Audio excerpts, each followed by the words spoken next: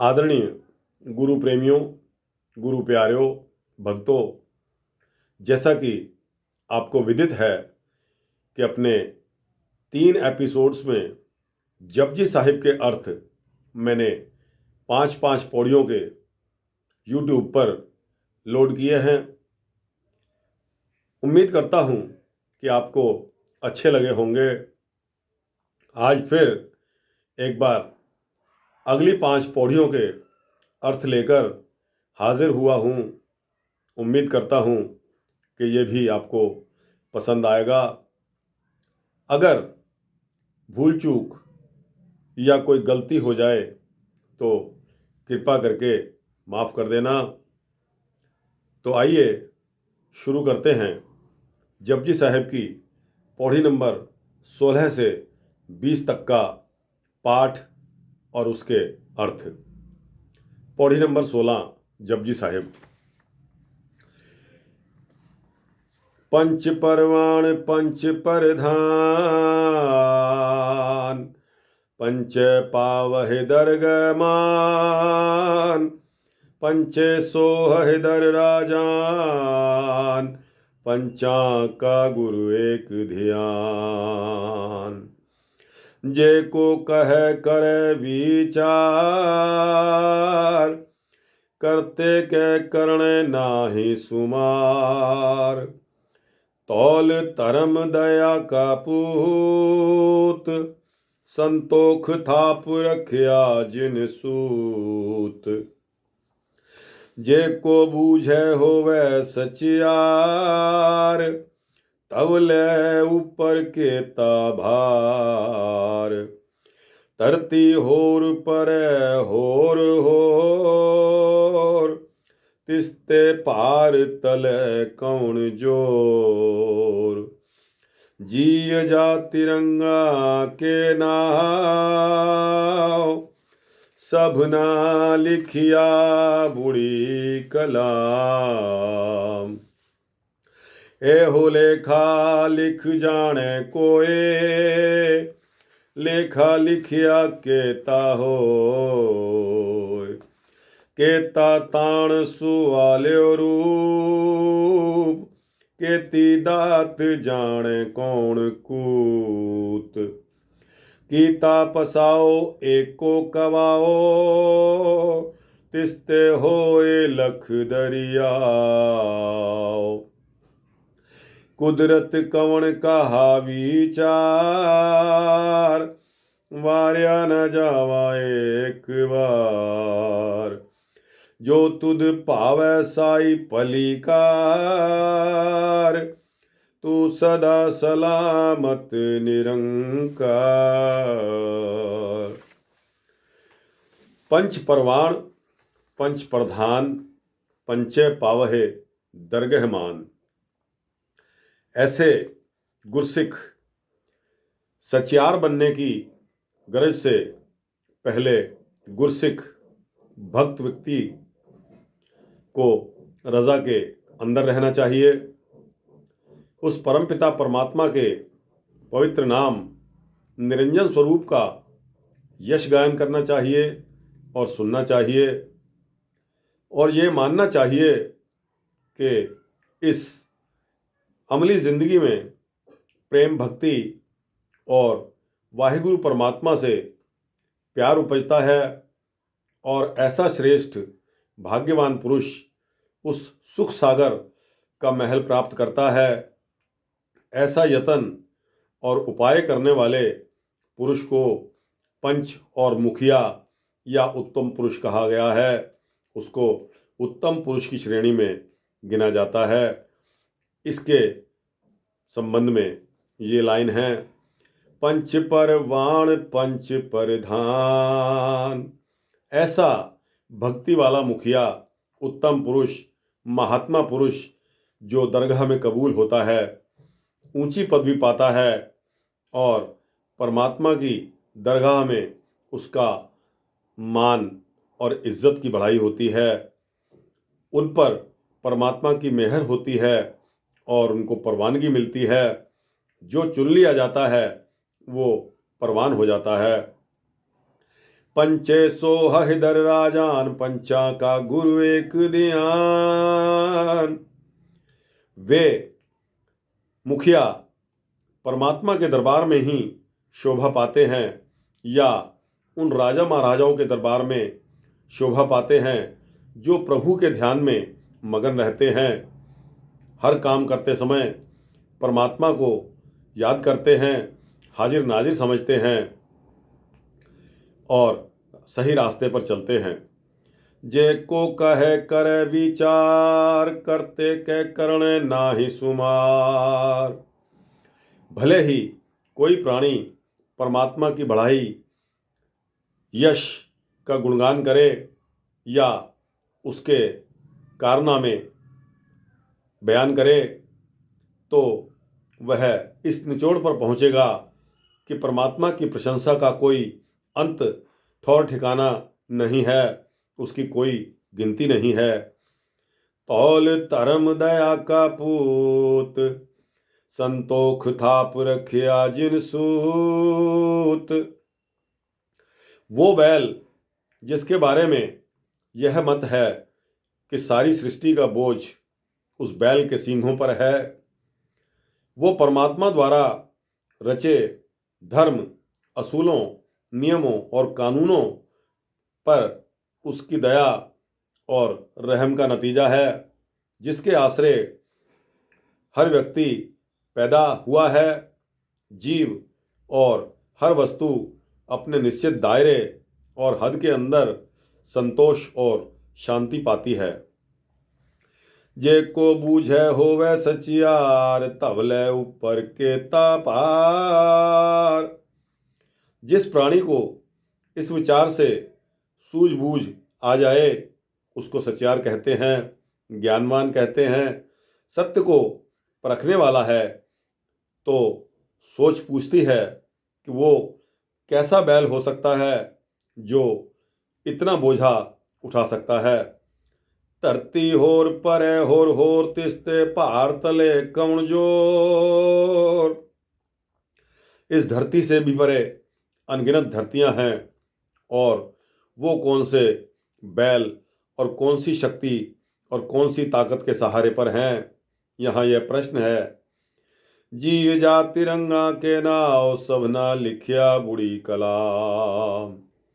जैसे जानवर हैं, उनके रंग, उनकी खूबियाँ और उनके नाम, उनकी गिनती एक चलती कलम से जो कर्ता यानी कि मालिक के हाथ में है उसके द्वारा लिखी गई हैं, या उस परमात्मा पालनहार की कलम से सब कुछ लिखा गया है। एहु लेखा लिख जाने कोए, लेखा लिखिया केता होए। केता ताण सुआल्यो रूप, केती दात जाने कौन कूत। एहु लेखा लिख जाने कोए, लेखा लिखिया केता होए। अगर कोई सियाणा पुरुष इस गिनती का शुमार कर सके तो वो लेखा किस तरह बड़ा होगा। साहब सच्चे पातशाह श्री गुरु अमरदास जी तीसरे पातशाह जी की उपमा में बलभट्ट ने ख्याल फरमाया है कि सूरज की किरणें बसंत में, सरसों में और तोरियों के फल, गंगा और समुद्र की लहरें भी गिनी जा सकती हैं। अगर कोई शिवजी महाराज की तरह अपना ध्यान केंद्रित करे और सतगुरु का दिया हुआ ज्ञान उसके पास हो। केता ताण सुआल्यो रूप, केती दात जाने कौन कूत। उस परम पिता परमात्मा का बल और शक्ति किस तरह बढ़े हैं, उसका रूप या उसकी कायनात का रूप किस तरह सुंदर और लुभावना है, उसकी बख्शिश और दातें का कौन अंदाजा लगा सकता है। कीता पसाओ एको कवाओ, तिस्ते होए लख दरियाओ। उस परमपिता परमात्मा ने सभी ब्रह्मांडों का पसारा और आकार अपने एक शब्द, एक वाक्य या संकल्प मात्र से ही कर दिया। उसकी आज्ञा से लाखों दरिया जिनकी धाराएं बहती हैं। कुदरत कवण कहा विचार, वार्या ना जावा एक बार। जो तुद पावै साई भलीकार, तू सदा सलामत निरंकार। हे कादर कुदरत के मालिक, मैं तेरी कुदरत का विचार कैसे कर सकता हूँ। जब भी मैं आप जी की कुदरत का विचार करता हूँ तो बिना अधिकार के चकित हो जाता हूँ और पुकार उठता हूँ कि हे परमात्मा, हे विधाता, मैं एक ही बार आप पर क्यों ना कुर्बान हो जाऊं। तो भक्तों, धौल यहाँ बैल के लिए शब्द आया है। संतोख आपको मालूम है, संतोष या धीरज। सूत यानी कि कायम, और जिया का मतलब जानदार, और बुड़ी कलाम यानी कि चल रही ना रुकने वाली कलम जो कि विधाता के हाथ में है। इस प्रकार पौड़ी नंबर 16 का अर्थ समाप्त होता है। अब आते हैं पौड़ी नंबर 17 पर। असंख जप असंख पाओ, असंख पूजा असंख तप ताओ।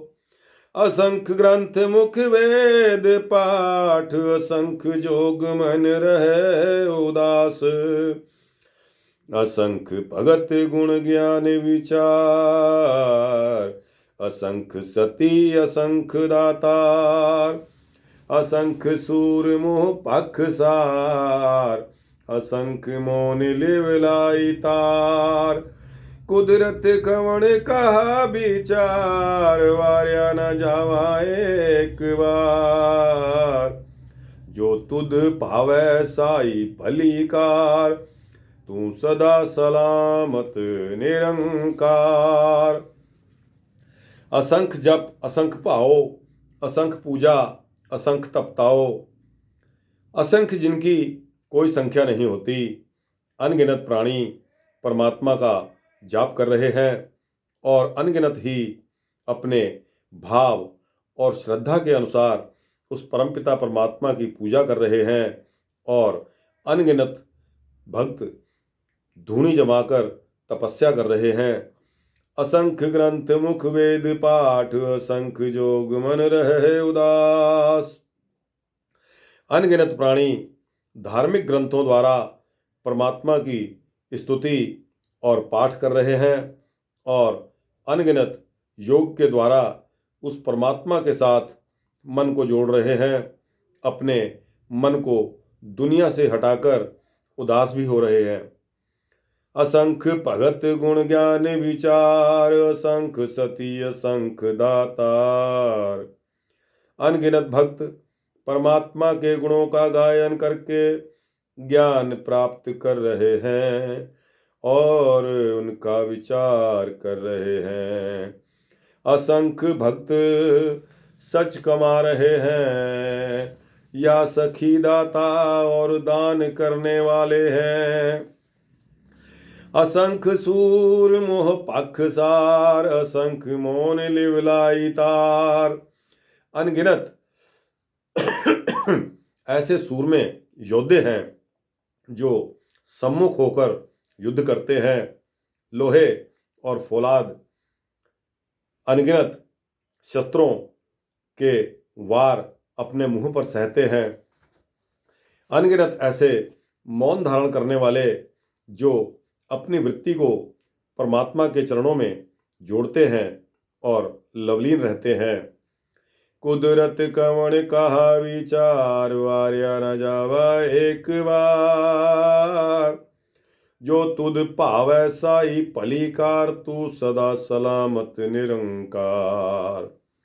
इस पौड़ी में बेशुमार भले, नेक, शुभ विचार वाले और निर्मल करने वाले, श्रेष्ठ विचार रखने वाले, उत्तम उत्साह रखने वाले आस्तिक सज्जनों का वर्णन है, जो अपनी श्रद्धा और विश्वास के अनुसार तपस्या कर रहे हैं, धार्मिक पुस्तकों की रोशनी से ज्ञान प्राप्त कर रहे हैं, परमात्मा की प्रेम भक्ति में उसकी बढ़ाई और प्रशंसा कर रहे हैं, सच के असूलों पर चलकर अपना जीवन यापन कर रहे हैं, सखी दाता हैं, युद्ध के समय शूरवीरों की तरह मुकाबला करते हैं और जैसे भगवान श्री कृष्ण ने अर्जुन को उपदेश दिया था कि सम्मुख होकर लड़ना बाकी सभी कर्मों से विशेष स्थान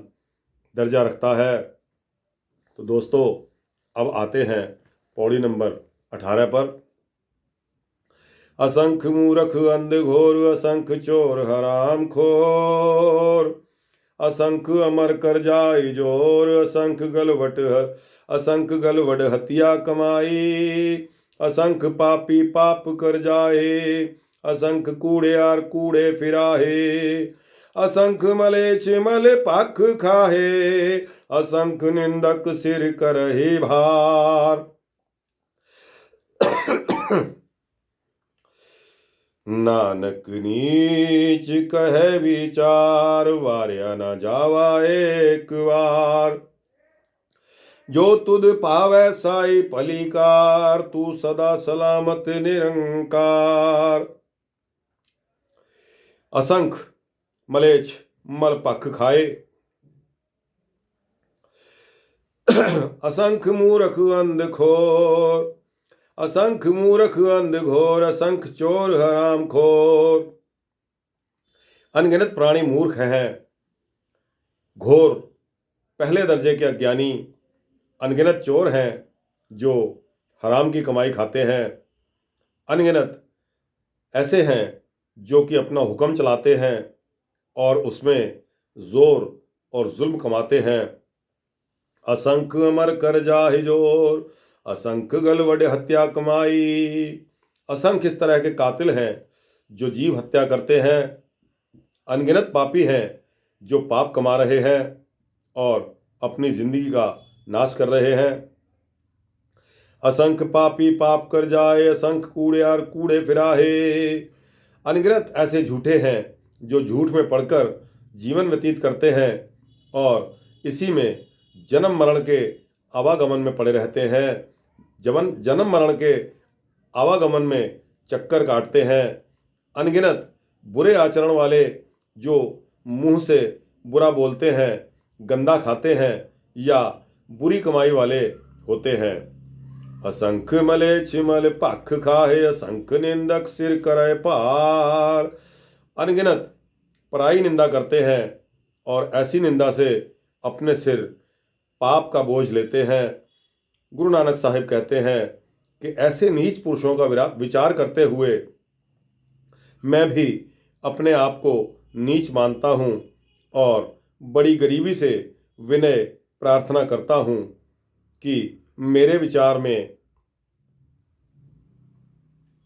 नानक नीच कहे विचार, वार्या न जावा एक बार, जो तुध पावै साई भलीकार, तू सदा सलामत निरंकार। हे कुदरत के मालिक, मैं तेरी कुदरत का विचार कैसे कर सकता हूँ। जब भी मैं तेरी कुदरत का ध्यान करता हूँ तो बिना अधिकार के आश्चर्य में पड़कर चकित होकर पुकार उठता हूँ कि हे भगवान, क्यों ना एक ही बार मैं तेरी शरणागत हो जाऊं, क्यों ना मैं तेरे ऊपर अपने को कुर्बान कर दूं। इस तरह अब आती है पौड़ी 19 का अर्थ। असंख नाव असंख थाव, अगम अगम असंख लो, असंख कह सिर पार होए। अखरी नाम अखरी सलाह, अखरी ज्ञान गीत गुण गाह, अखरी लिखण बोलन बाणी, अखरा सिर संयोग वखाण। जिन अहे लिखे तिस सिर नाहे, जिव फुरमाए तिव तिव पाहे। जेता कीता तेता नाव, विण नावे नाही को थाव। कुदरत कौन कहा विचार, वार्या न जावा एक बार। जो तुध पावै साई भलीकार, तू सदा सलामत निरंकार। असंख नाव असंख थाव, अगम अगम असंख लो, असंख कहे सिर पार होए। परमात्मा के अनगिनत नाम, असंख्य जगह और स्थान है, असंख्य ही मुकाम है। हमारी पहुंच से परे मंडल, लोक या देश हैं, उनको असंख्यों की गिनती में वर्णित करना भी हमारी भूल है और गलती है, जिससे झूठ बोलने का पाप हमारे सिर पर आता है। अखरी नाम अखरी सालाह, अखरी ज्ञान गीत गुणगाह। हमारे द्वारा भाषा, अक्षरों तथा अंकों में परमपिता के ज्ञान और गुणों के गीत गाए और बनाए जाते हैं और उन पर ही विचार किया जा सकता है। अखरी लिखण बोलण बाणी, अखरा सिर संयोग बखान। अक्षरों द्वारा ही बोली लिखी और बोली जाती है और वर्णन करने की युक्ति चलती है। केवल अक्षरों द्वारा ही हमारा परमात्मा से संयोग, वियोग, जुड़ना और बिछड़ना, और इसी प्रकार दुनिया के सभी संयोग और वियोग वर्णित किए जाते हैं। जिन एह लिखे तिसे सिर नाही, जीव फुरमाए तिव तिव पाहे। जिस परमात्मा ने हमारे संयोग और वियोग लिखे हैं, हमारा प्रारब्ध यानी कि हमारा आरंभ का स्थान नियत किया है, वह आप किसी लेखन में नहीं आता। जेता कीता तेता नाओ, विण नावे नाही को थाओ। उस परमात्मा की रचना सब उसके नाम के आश्रय और उसकी बढ़ाई के आधार पर ही है। कोई ऐसी जगह नहीं है जहां परमात्मा का पवित्र नाम ना हो। कुदरत कवन कहा विचार, वार्या न जावा एक बार। जो तुध पावै साई भलीकार, तू सदा सलामत निरंकार। इस पौड़ी में बेशुमार भले, नेक, शुभ विचार वाले, निर्मल करने वाले, श्रेष्ठ विचार वाले या उत्तम उत्साह रखने वाले आस्तिक सज्जनों के बारे में वर्णन किया गया है, जो अपनी अपनी श्रद्धा और विश्वास के अनुसार तपस्या कर रहे हैं, धार्मिक ग्रंथों की रोशनी से ज्ञान प्राप्त कर रहे हैं, परमात्मा की प्रेम भक्ति में उसकी प्रशंसा और बढ़ाई कर रहे हैं, सत्य के असूलों पर चलकर अपना जीवन व्यतीत कर रहे हैं, सखी और दाता हैं, युद्ध के समय शूरवीरों के समान मुकाबला करते हैं, जैसा भगवान कृष्ण ने अर्जुन को उपदेश देकर कहा है कि सम्मुख होकर लड़ना बाकी सभी कार्यों से विशेष स्थान रखता है। इसी तरह 10वें गुरु गोविंद सिंह साहब जी ने भी फरमाया है, धन्य जियो तिह को जुग में, मुख ते हर चित में युद्ध विचारे। तो साध संगत जियो, इस तरह हमारी पौड़ी 19 का अर्थ हमारी समझ में आता है। अब आते हैं पौड़ी 20 पर।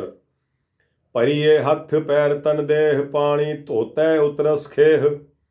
मूत पलीती कपड़ होए, दे साबुन लइये ओह धोए। परिये मत पापा के संग, ओह तो पहनावे के रंग। पुन्नी पापी आखण नाहि, कर कर करना लिख ले जाहो। आपे बीज आपे ही खाओ, नानक हुक्मी आवहो जाहो। परिये हथ पैर तन देह, पानी धोते उतरस खेह। अगर हमारे हाथ पांव तन देही में कोई गंदगी लग जाती है या उस पर धूल मिट्टी लग जाती है, तो ऐसी गंदगी को पानी से धो लेते हैं। मूत पलीती कपड़ होए, दे साबुन लइये ओह धोए। अगर कपड़ा मलमूत्र से पलीद यानी कि नापाक या अपवित्र हो जाए तो उसको साबुन से धो लेते हैं।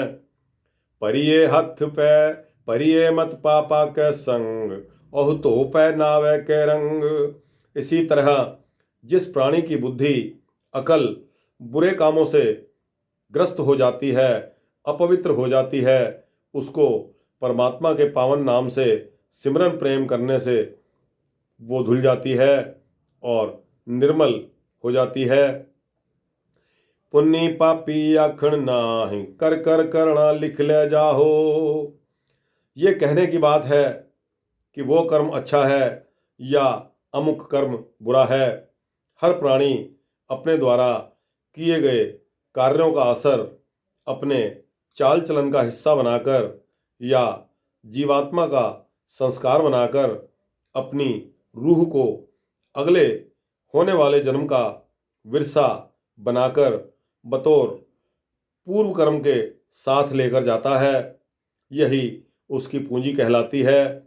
ज्योतिष विद्या वाले पूर्व कर्मों के अनुसार इस जन्म में मिलने वाले फलों को बताते हैं। आपे बीज आपे ही खाओ, नानक हुक्मी आवहो जाओ। यहाँ उदाहरण है, जैसे बीज होता है वैसे ही फल आता है। बीजने वाला वो फल खा सकता है। विधाता के हुक्म के मुताबिक अपने कर्मों के फल की शक्ल में हर प्राणी आवागमन के चक्कर काटता है और अपने फल प्राप्त करता है। तो दोस्तों, यह रही पौड़ी 20वीं, जिसका अर्थ मैंने अपनी बुद्धि के अनुसार किया। अगर कोई गलती हो गई हो तो क्षमा का जाचक हूँ। इसी तरह दोस्तों, अगर आप लाइक और कमेंट्स करके अपने जैसे भक्ति भाव वाले व्यक्तियों को इसको शेयर करते रहेंगे तो दोस्तों, आप भी परोपकारी कहलाएंगे और इस परोपकार में पीछे नहीं हटना चाहिए। अपना जीवन सफल करना चाहिए, ऐसी विनती करता हूँ। वाहिगुरु जी का खालसा, वाहिगुरु जी की फतेह।